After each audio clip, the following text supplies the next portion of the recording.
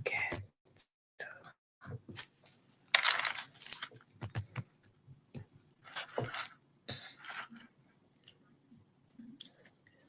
T-Mobile internet sucks. All right. Hey, y'all. Hey. It's me, SunShyne. And welcome to Everything Under the Sunshine, the new podcast for the grown folk. We talk about everything under the sunshine. No judgment here. Let's get it all off your chest. Uh, so, and mom started calling me Shine as a little girl. She said I brought sunshine to the family when it was a dark place. And then as I got older, well, Mara, that's my sister in love, and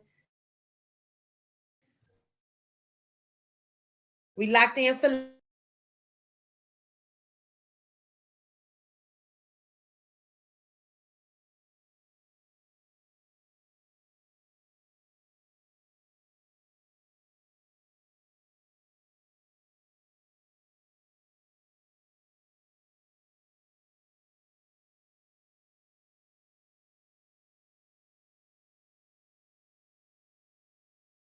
life where you might be in just a little bit, but we never break and we definitely don't fold.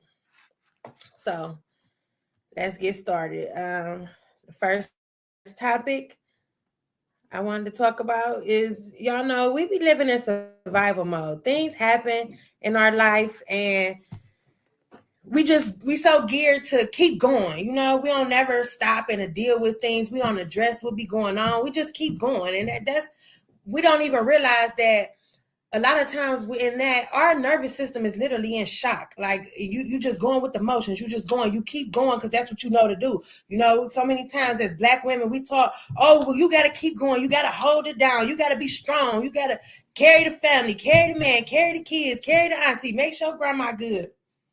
And it become a thing where it's just your routine.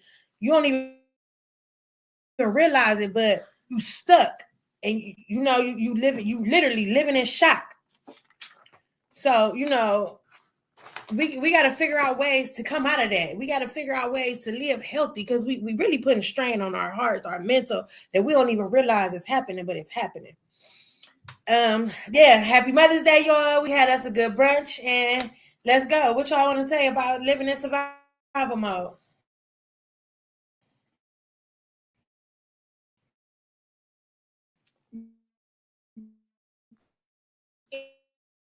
It's funny that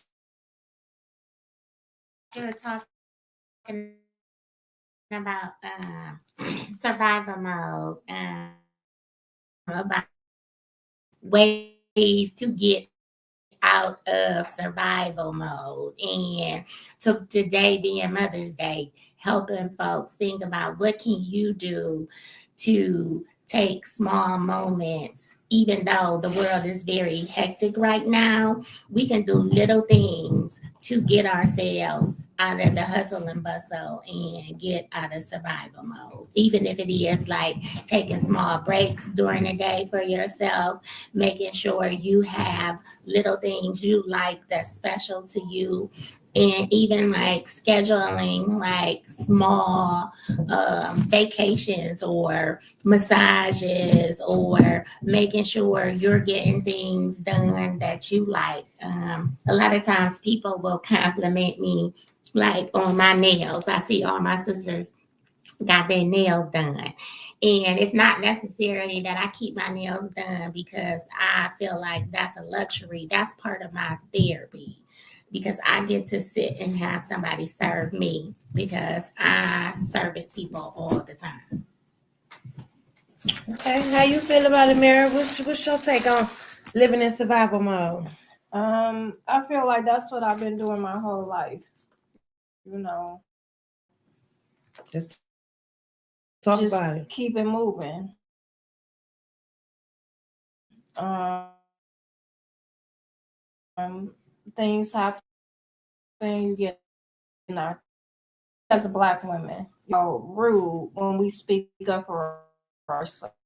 And it's not even about that. It's just about making sure that people know not to play with us. We are, like they say, the most unprotected human being in society is the black woman. Mm-hmm. You know, they think we have to be brave even when we're scared, and then you even have it to where black men,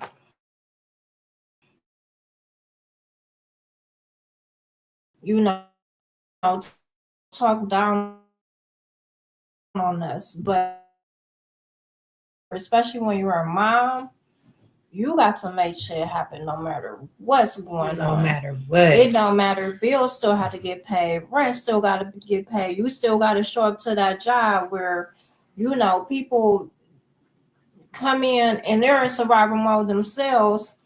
So they just want to take it out on whoever they feel like they want to take it out on. And most of the time it's you, but you have to learn not to take certain things personal. And it's like really sad right now because it's not even just so much as emotional, right? It's financially, especially now in this day and age.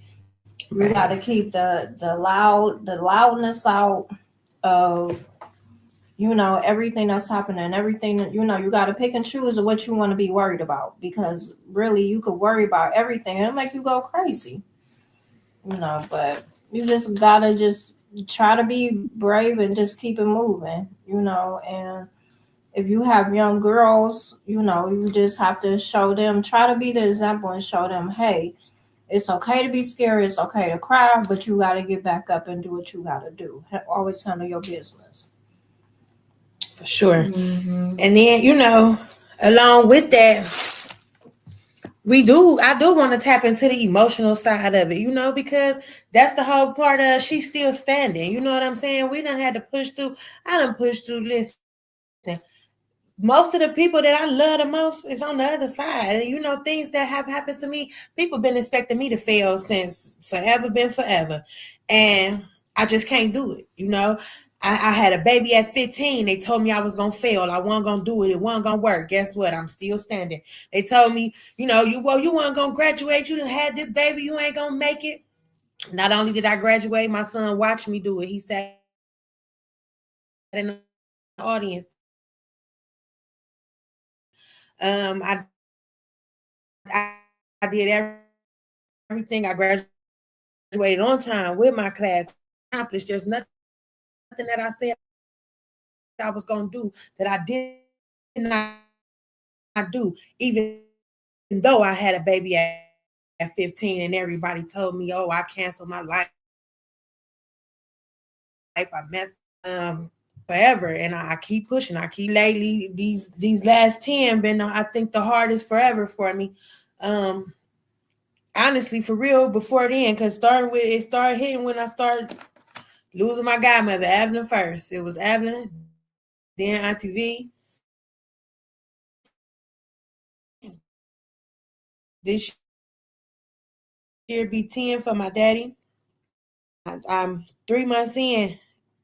The man that held me down through everything that I've ever experienced in my whole life. And now I got to walk this walk without him. So I'm still standing. And I'm unbreakable. At this point, I feel unshakable. I got to be the Teflon Don around here now, y'all, because it ain't nothing that can fold me. But I'm keep pushing. So that's gonna bring us to our next topic, because these things do change you, and in order to keep going and moving forward with life, change happens, yes, but with those changes, in order to make you a different person, you have to set boundaries. But in that, some people get comfortable and use those things as excuses, and we really ain't here for that. I ain't never been for excuses. I wasn't raised around that. I wasn't dealt with people who, do the whole woe is me, oh sorrow thing. No, life happens, shit fucked up, keep going. That's what it is. But you gotta know to see the difference between boundaries, or you just on some bullshit. You know what I'm saying? Do you standards for yourself to make sure that you protecting yourself from things you because this works for you. People they get comfortable, and it ain't for me. I want to boundaries, but I also don't want to fall into the bullshit. What y'all got for that?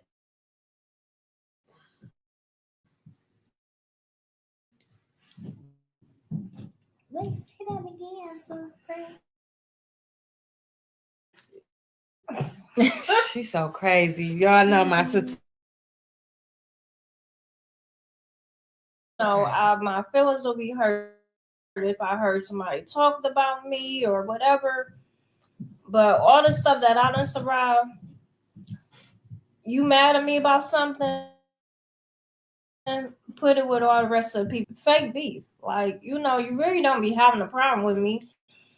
You just feel like I get sized up a lot. I'm not even probably 100 pounds soaking wet. But one thing about me though is like, yeah, you could look at me like that, but if I, told you my whole story, you'll be like, damn, like I'm on my 10th life for real. But you still standing. But everything that I've been through, especially I would honestly say 226 or 26 of this year, I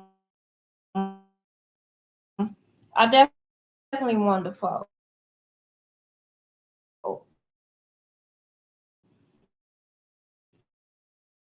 But I know my brother wants that. I know he wants that. Yeah, definitely boundaries. If you don't like me, that's fine. You go over there. You can stay over there because I'm not looking for nobody that's not looking for me. I'm not gonna cause no problem, but I'm not gonna let you create one either. And that's just what it is.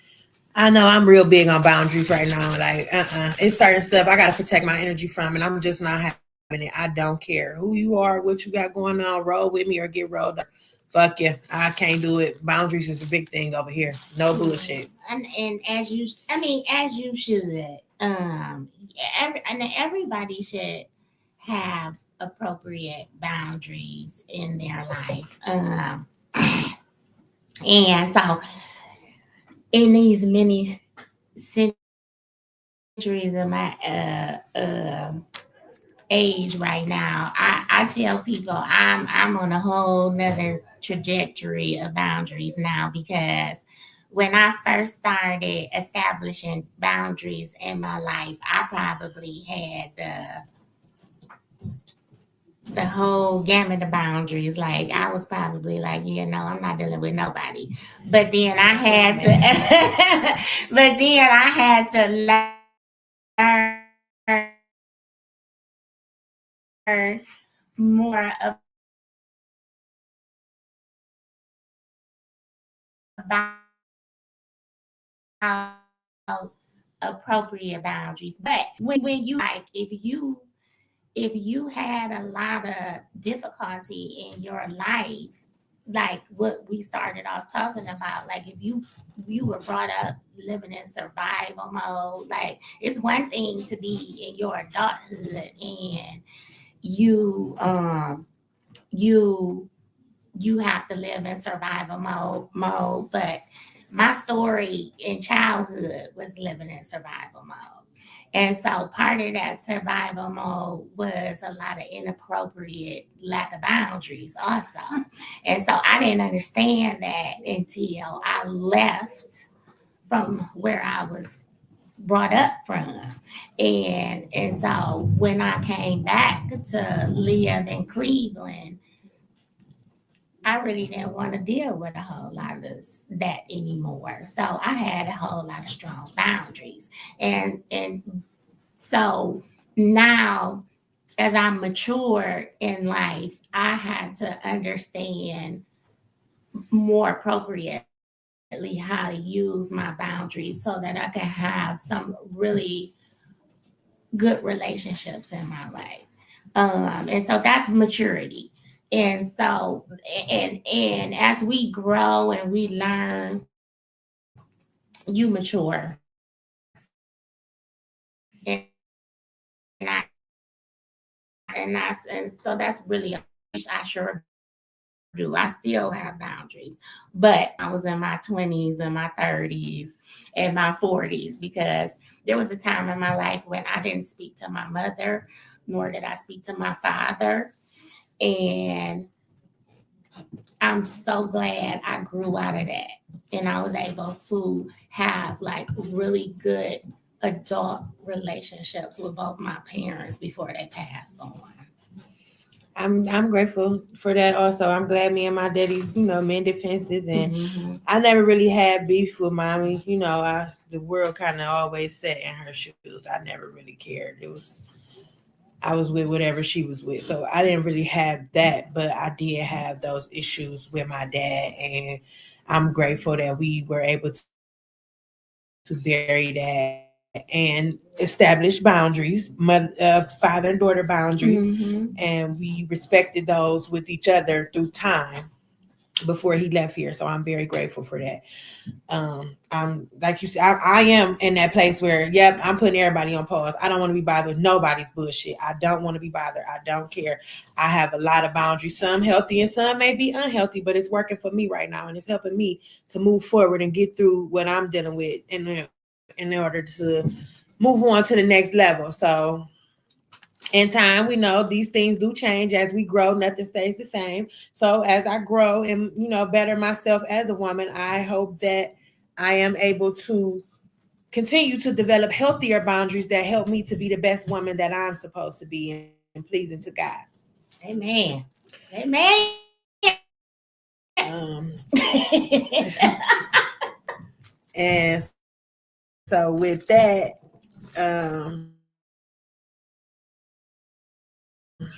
where we talk about being things that we go through to make us better, not bitter. I want to be a better person. I don't want to be I a. think that's a good pivot. Yeah. Like, because we were talking about boundaries, Yeah, and then so like, how do you become better? Not bitter. Yeah. I don't want to be stagnant and walk around stuck with my nose turned up. Me personally, I talk with my face. I have a hard time biting my tongue and not saying what I'm feeling. But baby, my face gonna tell it, and I just can't. So I'm working on that, because there are a lot of triggering things that I see that the profession that I've chosen in life has taught me to bite my tongue, close my mouth. Amber, you can't say that. Watch yourself. They're gonna report you, honey. You're gonna be sitting at the board talking to the people. So I may not say it out my mouth, but this face gonna tell you I ain't fucking with it. I don't like you. I don't like what you're talking about. I don't like nothing you got going on. I don't like nobody fucking with you. I'm working on that. So help me with these boundaries to make me better, not bitter, because all of the things that I have experienced in my life have made it very, very easy for me to walk around and be a real mean, bitter bitch.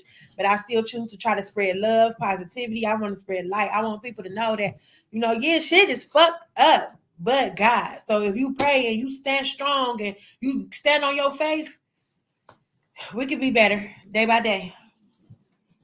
What you got, Will? You know what? I feel like today, for the last couple of years, was the first time on Mother's Day I got up and I was like smiling and in a really good mood, especially since my mom is not here, because it's been really rough. And it's just been it's been like a lot of loss in my family all the way around. We've lost a lot of loved ones on all sides of our family. So it's been tough. We've had a lot of changes in our family.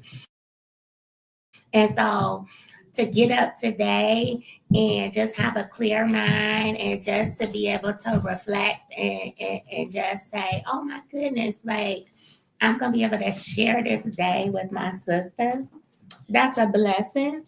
And I automatically got up this morning, and I just started telling people Happy Mother's Day. I didn't have an ideal childhood, but I had so many people raising me And so many people to tell thank you and tell happy Mother's Day to. And that's not just even in my childhood, it's just in my childhood.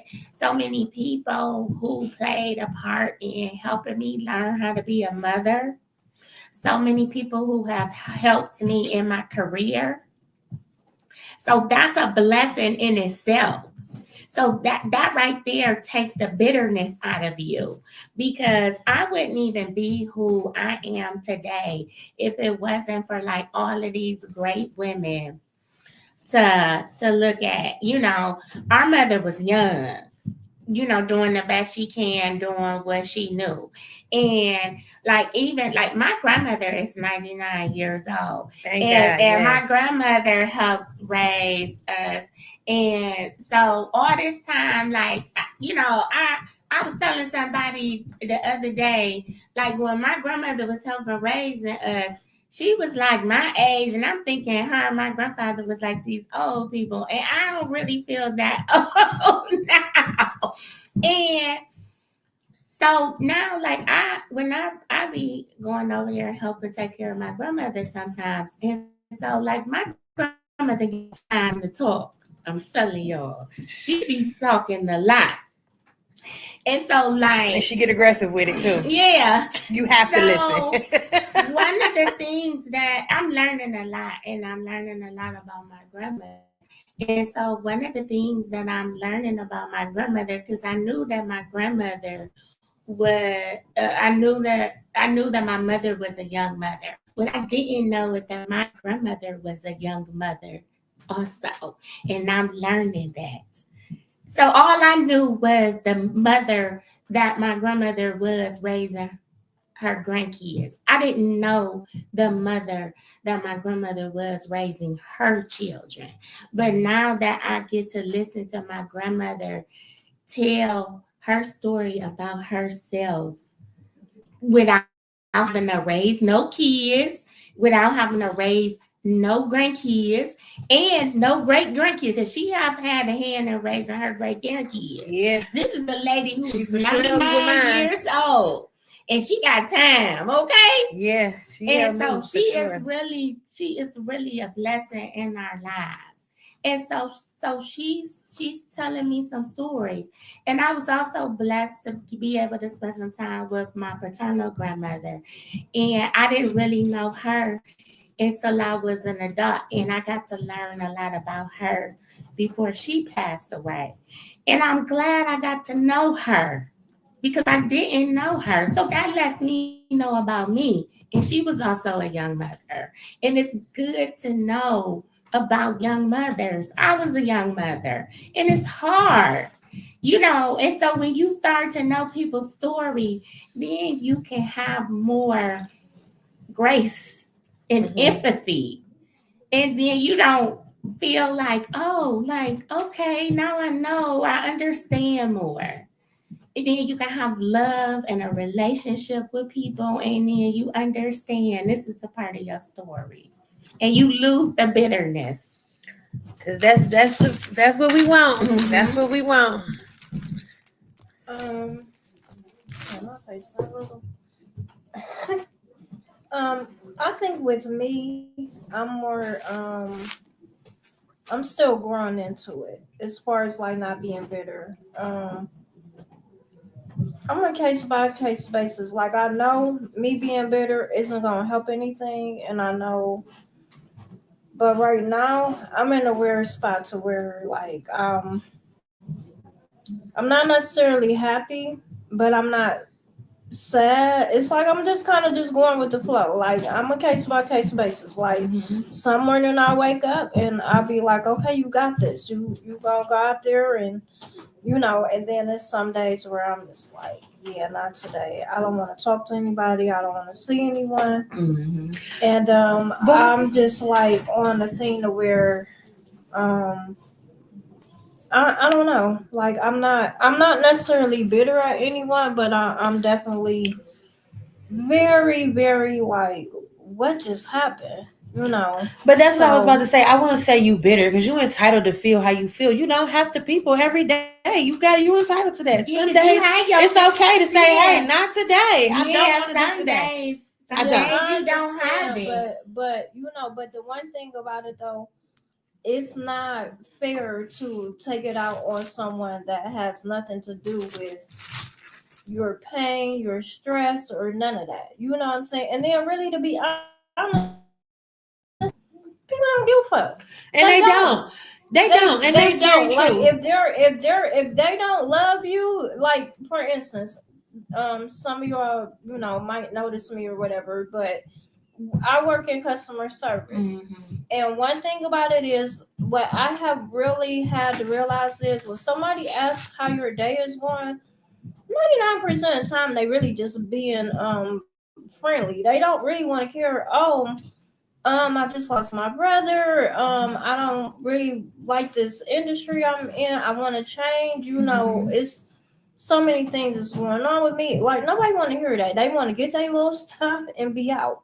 So I have to kind of keep my mind in check with that. And some people take my quietness or, you know, basically my quietness or my absence as being a bitch, and it's not that. It's just I don't. If I really had to talk, like I know somebody really want to hear what I had to say, so I stay quiet. You know, and this is even at home, and you know, like with me, you know, it. Even my husband's like, "Oh, you could talk to me," but it's like I don't want to always be the down Debbie Downer. You know, every time you see me, I'm always, you know, like you. I've never like being that kind of person. You know, because everybody going through their own stuff, regardless of his financial, emotional. Like there is not nobody, you know, that isn't going through something. And I also know I'm not the only one who is struggling. So, but I just like I say, I'm still on a case by case basis. And I I'm a think work in progress when that's it comes to being I think bitter. that's fine. I think it's fine You too, know, sister. And I don't want to. because let me tell you, the other day I really like told myself I lived around my house and my house was a mess, and I realized this is what depression looked like. You know, like you just it's certain things that you have, it's certain way that you live, and you like, and you look around, you like, yeah, this I'm not okay, like something, but Yeah. I don't necessarily know how to get out of not being okay right now. You know what I'm saying? But so this is. But I think I want you to hear is I don't want you to feel like I don't want you to feel like I know what it feels like to wake up one day and be like look around and be like, oh my goodness, my surroundings look like how I feel. Yeah. I know, and and that's okay. Like I think that's what me and Amber saying to you. Like I've been in that space before. It just so happened I woke up this Mother's Day and I didn't feel that because this was the first Mother's Day in I can't even tell you how many years that I didn't wake up, and I did, and so sister, I'm telling you, usually on Mother's Day I don't want to pull the covers from up. I be up under the covers like this. This Mother's Day, and I praise God for this. I woke up and I was like, oh my gosh, it's Mother's Day. So that and I'm just saying that to you to give you hope. But that's just like one of the things. But I'm just coming out of a particular grief experience that I've been grieving for a while. Mm-hmm. And so I could talk to you from a personal level or from a clinical level. If I talk to you from a personal level, I know that grief comes in waves. So I might wake up tomorrow and something might happen and it might remind me of something that I lost, and I might be down in the dumps for a minute. I don't know if I might still be on this what I'm on right now. Yeah. But for today is a good day. Yeah. So I understand what you're saying. Yeah. Like, come in ways. Yeah, it come in ways, but for right now I'm happy. But for a while I've been coming out of a couple of things, and so I've been doing really good for a while now from my grief experience. So I just wanted to tell you that. But what you are feeling, you just had a tremendous loss in your life. You have got to allow yourself For sure. to go through that. And that's why for me, I don't even consider it day by day. I'm hour by hour because sometimes, like you said, anything, small things, something so small, it's small triggers for me. Um, I've woke up in such a great mood, doing my thing, got ready for work, left out. I'm on time. I'm ready. As my kids say, I ain't wait till the last 10 minutes and make everybody late because I'm doing 20 pumps of perfume. Like I done put my perfume on. I got my glasses and I'm ready to go. And because y'all know I don't really let people look in my face. I always got on sunglasses. I let y'all look at me today, but I be ready to go. And guess what? I run outside, boom, I'm on my way to work, everything all good. Well, what do I run into? One of them city trucks. Whoop, there it go. I'm done. There goes my day. I'm finished. I was just great. I'm talking about I woke up at 5:40 on my tippy toes. I was ready. And on my way to work. Now here it is, not even 8 o'clock, and my whole day is gone.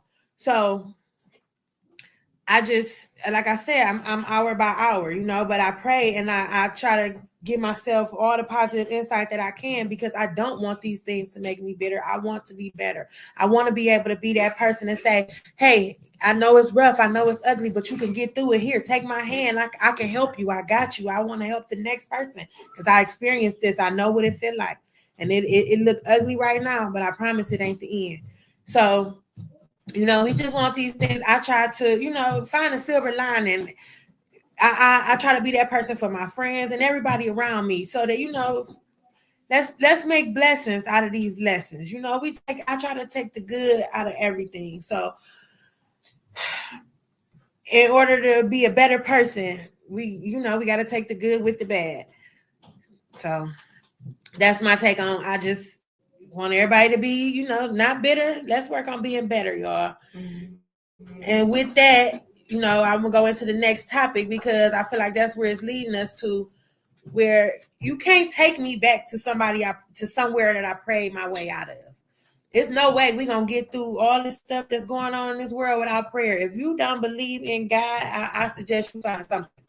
I ain't gonna tell you to believe what I believe, but I'm gonna tell you to find something because without prayer, you can't do nothing. And I have been praying real hard to come out of depression, anger, sadness.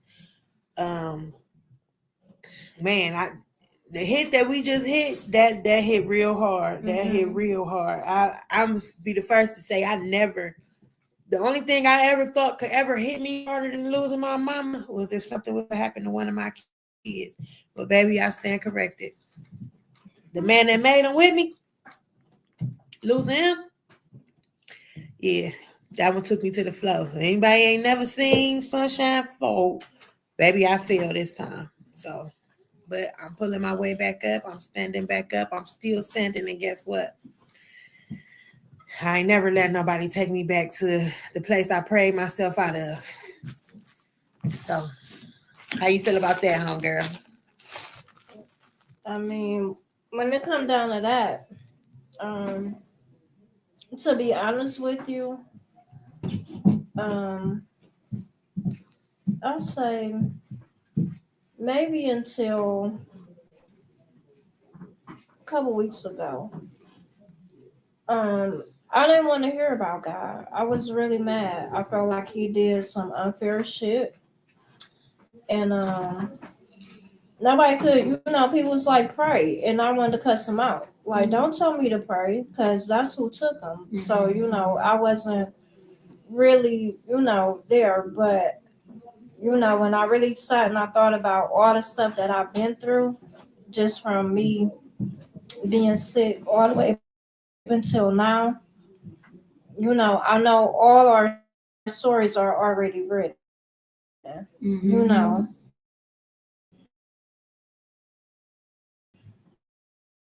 And unfortunately, we have to see we may not all understand what that reason was, because for me, I will never have an understanding as long as I'm here. Sure that I'm good. Sure. For And on sure. when stuff to my baby, I know he was covered. Mm-hmm. For sure. So it just make me know that I'm gonna be okay. I'm not okay right now, but I know I'm gonna be okay because God built me like this where okay, you're gonna be little, but you're gonna be able to stand on your own. So that's why like people come and they size me up and they do that, I laugh because like man, you don't even know what I've been through. Amen. I'm not scared of like nobody, no matter how big you are, like whatever, so what? You know. But as far as like being prayed up, that's the only way you're gonna make it these days. Like you got to believe in something. You have to because the way that this world is just so evil right now, these people is crazy as hell right now, and either you gonna fall on that side of being of the hatred and the bitterness, the racism, the homophobic, and all that. I don't want to be that person. I was always raised out of love. No matter if we all have trauma, but I could even say with Amber and Siobhan, we was still raised with love. Amen. We all were loved. We even if we had to maybe sometimes find love outside of our families, we found love through other people, and we were raised well enough and we're to even recognize when it was love versus this not good for me. Let me go over here. So that's the one thing about you do have fake love out here though. For sure. Do. You gotta be cool. You gotta make sure that that's not what it is. And even when you do come across them people that, I loved you, but you wasn't real to me, it ain't going to change me and it's not going to change who I am. And I still love you, but I love you over there because you will never get the chance to cross me like you did again. You will never get the chance to hurt my feelings, make me sad, bring me down, nothing. You're done, but I still love you over there. You can't come back in this space over here. This is my happy space. But I love you over there. You got to stay there. You cannot, nor will you take me back to any type of feelings, emotional stress that I prayed myself out of. I'm not never allowing nobody to take me back. You never know the things that I endured to come out of the places that I've been, and I've come from some really dark places. So I can't let nobody do that to me. I can't, because it was too many times when I looked up and it was just me and God. Everybody, I gotta back to those boundaries. I gotta have my boundaries in that distance. You gotta stay over there. You gotta stay over there. What you say, Hunger? So everybody who knows me and they know me for real, they know that I start my day praying and meditating, and I end my day talking to God. And so I really don't know any other way to live. Anything that has ever happened to me in my life, um, I have always, and I have been through a lot in my life. And so my life has always been sustained, and I have always been covered by God. I have had a lot of tragedy and trauma in my life, and whether my family or my parents were able to be there or not, I have survived all the trauma in my life because Jesus was there with me. And I would not be here today if it wasn't for my Lord and Savior, Jesus Christ. Amen. And so that's just who I am. And so if people cannot accept that about me, I don't know what to do. But in that same token, I am a very open person, a very loving person. I believe in God and believe in faith.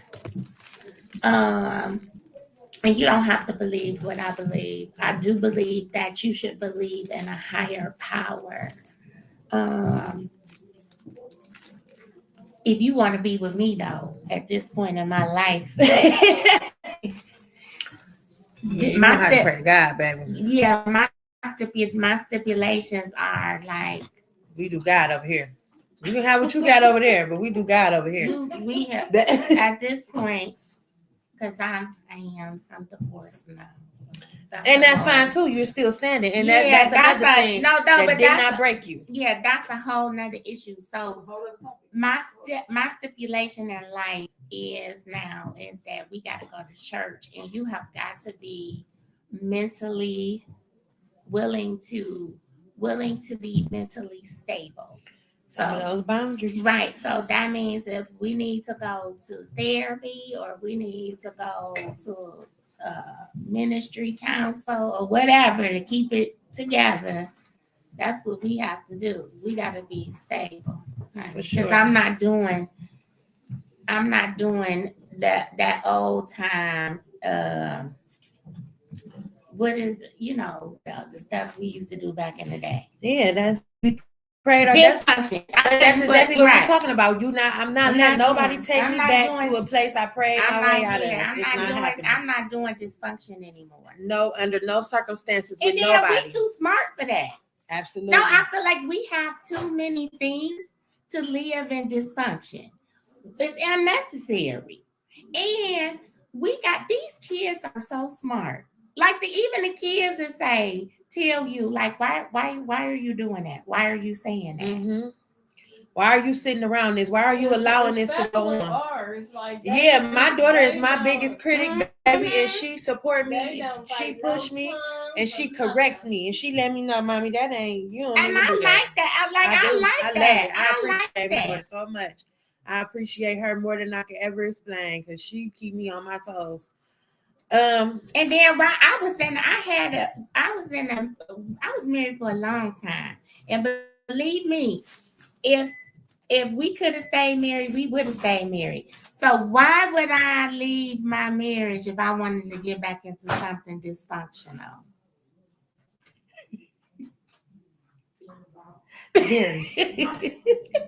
So I'm just saying, and nothing against my ex-husband or anything, but we doing all things healthy. That's still my brother. No, now I love my ex-husband. But I'm just saying. I'm just saying we're not doing nothing dysfunctional. Absolutely, I agree wholeheartedly. Even the way we communicate now is healthy. Because even in the midst of my situation, was until God took him away, we was still very dysfunctional our whole time. We had a whole lot of dysfunction, so I completely understand. And we both tried to find ways to pray through it, to get through it. Obviously God saw other plans, but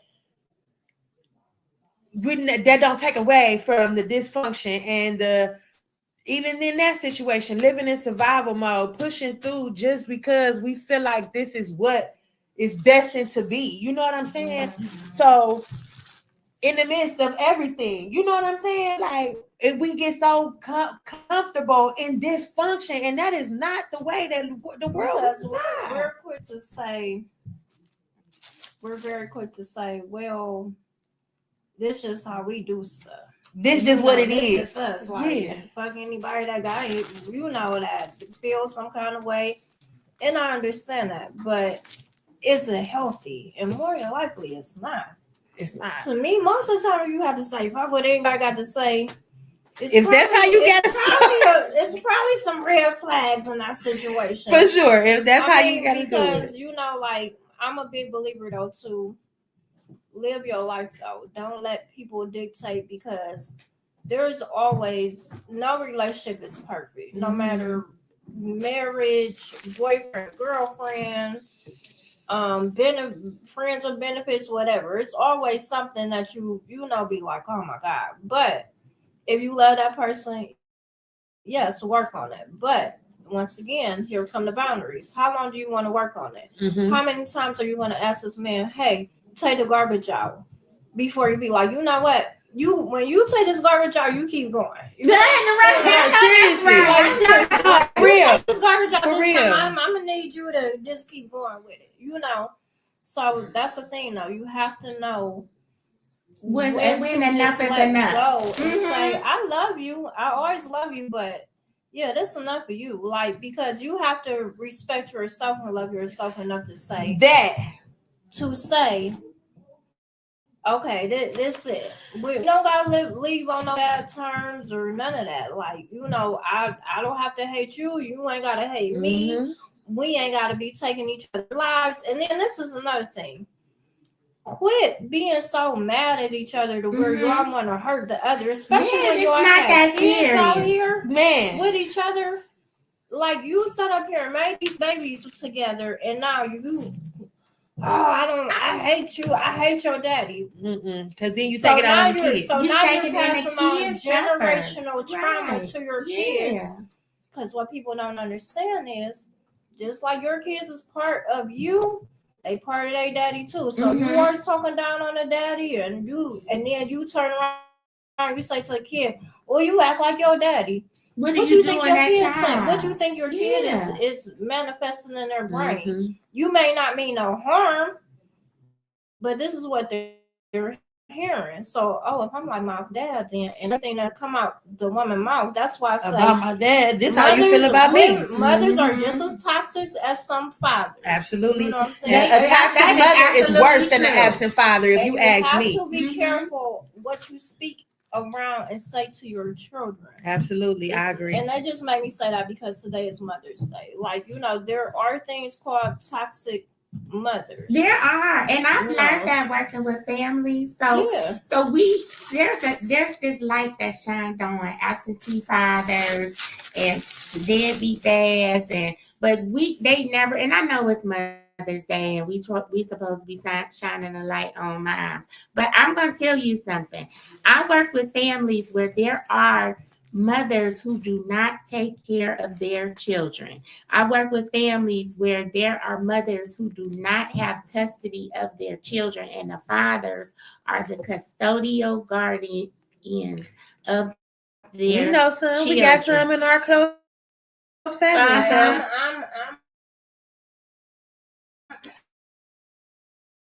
Right. And so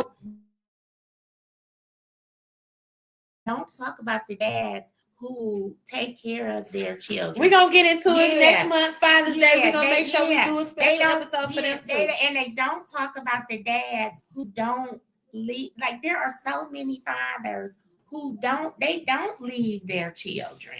They stay in the homes with their children, and they show up for their children. And so we and I think we do our families a disservice because we're always talking about these themes that are out there. And so I just wanted to make it a point, because in the industry that I work in, I've worked in social services, education, mental health for a very long time, for over 2 decades. And I'm telling you, it's a lot of deep moms out there. And I'm not putting no pun on moms, because I'm seeing a whole lot of awesome moms. I know a lot of awesome moms. I'm one of those awesome moms. You better say it. And help me be one. And the reason why I'm an awesome mom is because I'm surrounded by a lot of awesome moms. But we also have to lift our fathers too, and we need to shine a light on them.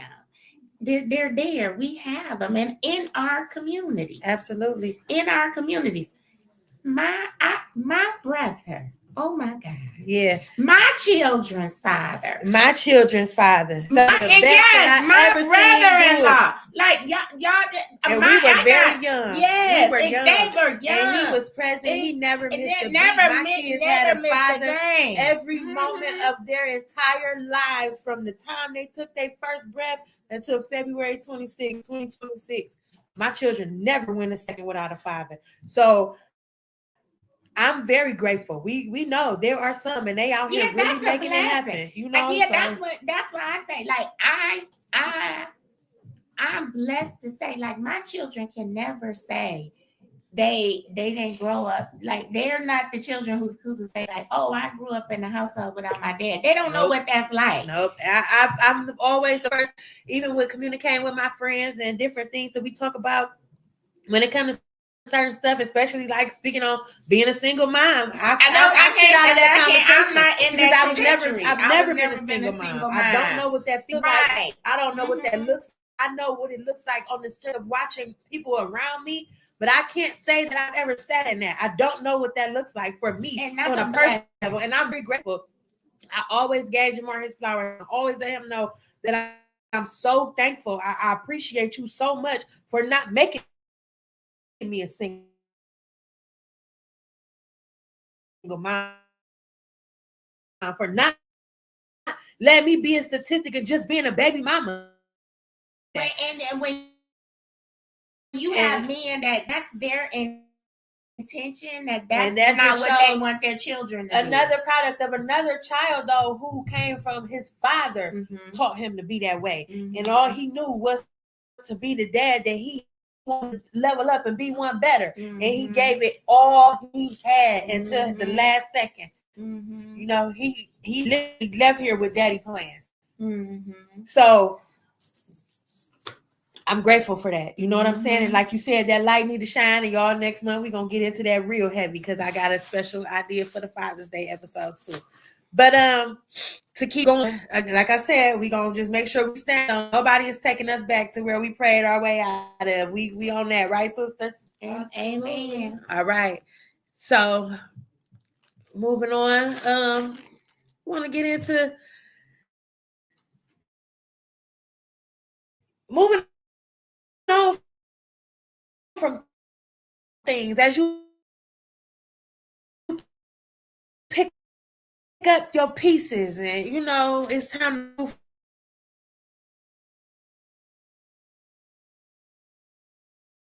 It's gone. But I would like to say that moving on with a better version of me, a strong, a more positive me, a more hopeful me.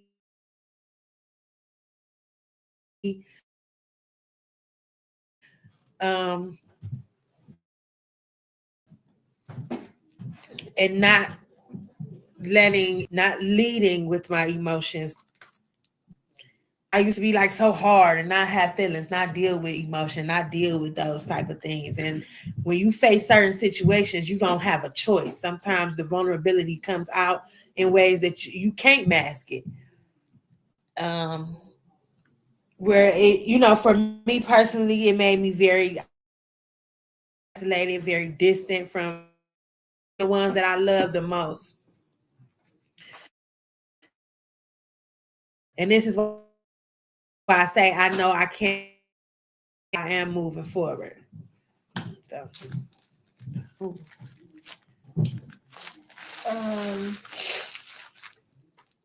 with me, on a personal level, I'm okay.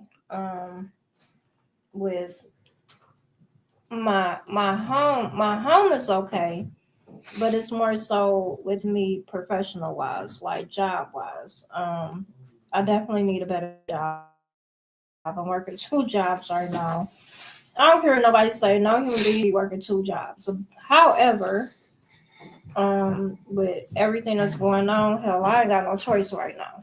But with that being said, I know I need to up my education, you know, just so I can get a better job, you know, because like right now, the jobs that I had, they're cool, but I'm tired of both of them for real. So I just told somebody not too long ago. They came in my job and they were, basically like, I just got out of prison. I got to start over from scratch. And I told the guy, I said, as long as every day that you wake up and you accomplish one important thing that you need to do with your day, it was like I was talking to myself because I'm a big procrastinator. Tomorrow come and it's like, oh no, I'll do it next month, and then next month come, and and really what I'm learning is that you could always have an excuse of why not to do something. You could always not to get out of bed or and I'm just realizing like I just gotta go because nobody gonna do what I need to do for myself. You know what I'm saying? Luckily for me, I have people around me that love me. I know they'll support me in any kind of way or whatever I need. But I know for me to be happy, I have to do it for myself, And right now it's like I just feel like I'm stuck. And but I know I've been saying this like I know God making my surrounding uncomfortable because it's something bigger than I'm supposed to be doing. Mm-hmm. And right now I go to work and I'm like, oh God, I don't want to fucking Well, be mommy here. used to say, if you don't move, he gonna make you move. And that's what's happening with me. Like every day I go into work and I'm like, I'm not chipper and yeah, and I could use me losing my brother as an excuse, but it's not even that. It's just I know I deserve better of myself. I'm too good of a person. I'm a wife, I'm a mother, and but then as a woman when you do like put all them hats, sometimes you do lose yourself into making sure, hey, are you okay? Are you okay? What need to be done? And this is like not even just at home, at work. Oh, are you all right? You all right? You trying to be compassionate to people, and you read. Sometimes you want to say, guess what? I'm good. Literally. But like you said, you can't do that because you get recorded. So I'm just trying to find a middle way. But I do know, like my surroundings, especially on a professional level, is getting very, very uncomfortable. And I know that's only God trying to move me and do something better with myself. Like, hey, you've been here too long. You too comfortable. Come on. This older lady told me that. She said you will find yourself miserable when you're not walking in your purpose. Yeah. And that's what it is for you. You're not walking in your purpose. And we're not going back. Yeah. To somewhere we prayed our way out of. So we moving forward, right? We got to. Because I'm like, man. All right, what about the sister girl? Well, I mean, picking up where you left off, or how we moving forward? I'm always the start over queen, and I always have a whole lot of what they call it irons in the oven. But I've been doing that for so long, So like I'm always doing something. I'm one of those type of people. So I always got a project going. I always got something going. Like I'm always doing something. But when you've been doing that for so long, like you could burn out like real fast. And so like I've been doing that for a long time, and just imagine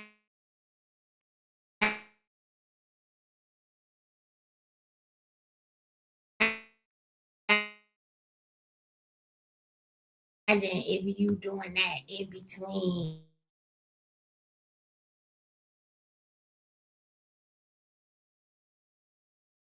going and doing. So, and I mean, I guess she was trying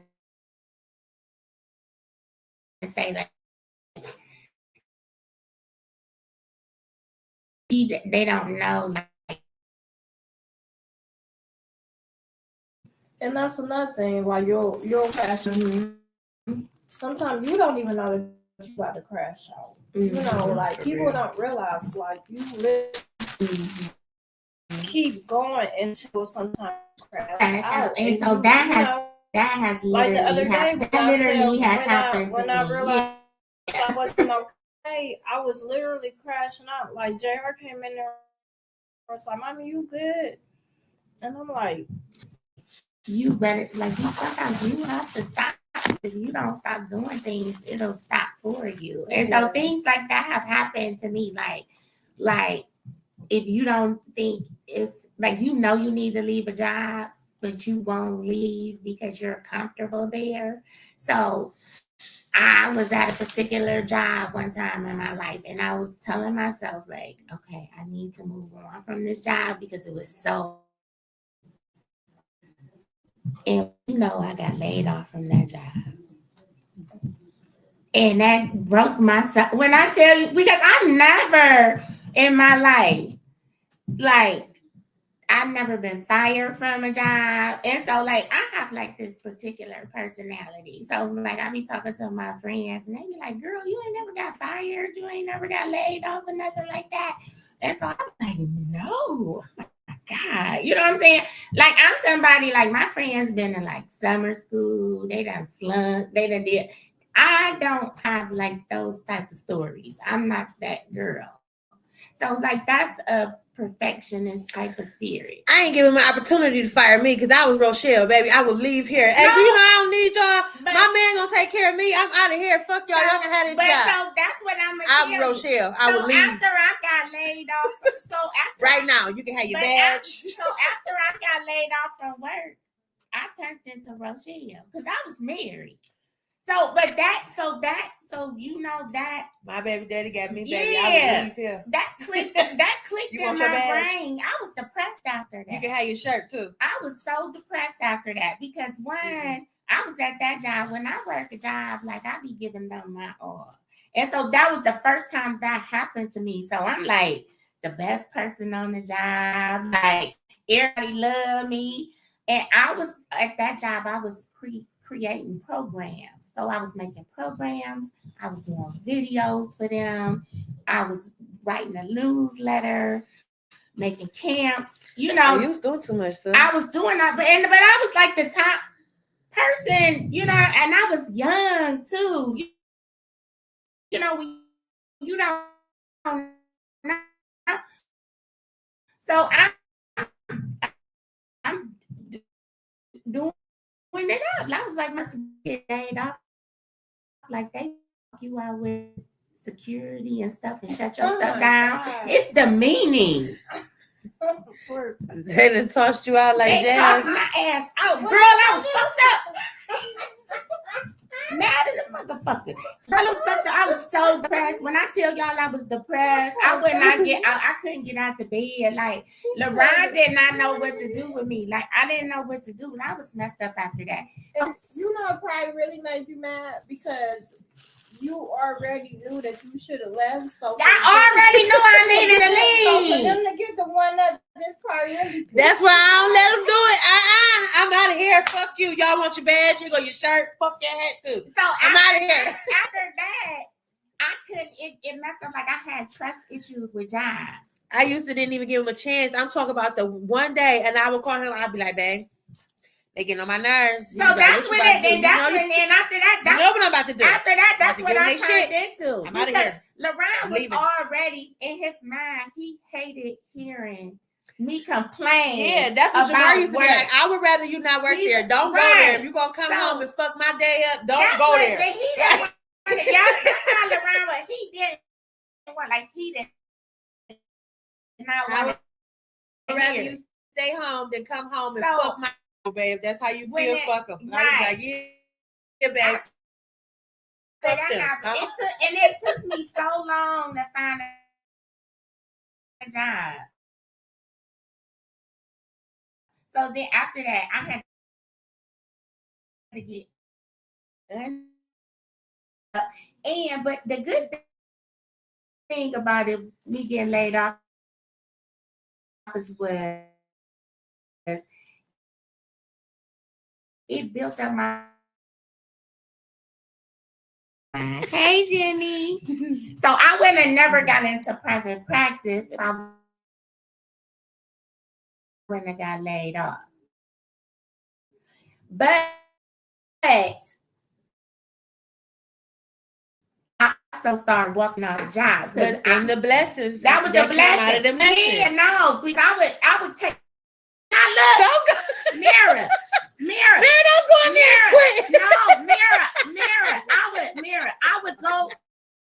Be like, I would be like, behind. I would start to be like, I was straight. He would look at, he'd be like, look. He'd be like, don't come. Tell them, you, He would be like, no. He couldn't take me getting depressed again or nothing. He'd be like, you ain't got to work there. I'm telling you, Jamar used to be like, and I would be quick. And my friends thought I was crazy. Don't go there. All my girlfriends, they'll be like, you got to quit again. I'll be like, LeBron told me to quit. Always my excuse. LeBron told me to quit that job because he don't want me stressed out. I would call him every time, back.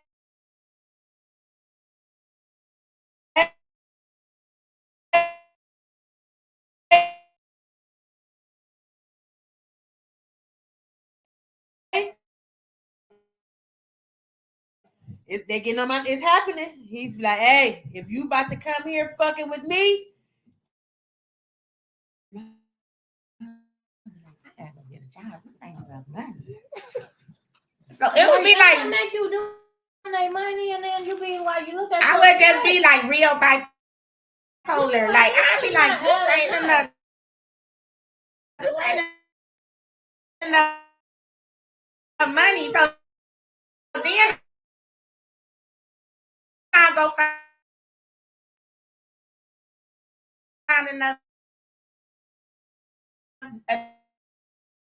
another job.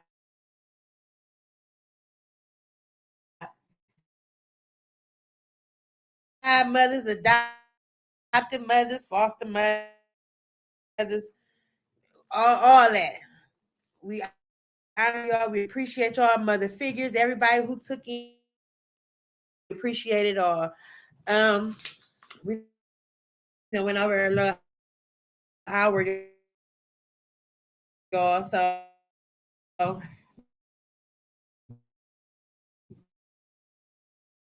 we're gonna close out for this week.